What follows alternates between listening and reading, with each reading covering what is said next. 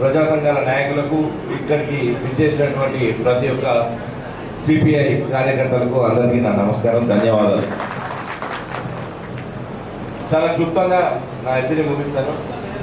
ఇందాక ఉత్తమ్ కుమార్ రెడ్డి గారు, జానారెడ్డి గారు ఈరోజు ఇండియా కూటమి బలపరిచిన కాంగ్రెస్ అభ్యర్థినైనా నన్ను కాంగ్రెస్ పార్టీని ఇక్కడ గెలిపించడానికి గల ఆవశ్యకతని మీకు వివరంగా వివరించాను.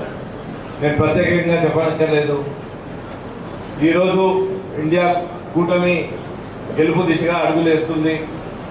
ఆ గెలుపులో ఒక పార్టీదో ఒక కూటమిదో గెలుపు కాదు, ప్రజాస్వామ్యంది, ప్రజలదిగా ఈ గెలుపు ఉండబోతుంది. కాబట్టి ప్రజాస్వామ్య పరిరక్షణలో భాగంగా ఈ కూటమి ఏర్పడి ముందుకు పోతుందని మీ అందరికీ ఈ విషయం తెలుసు.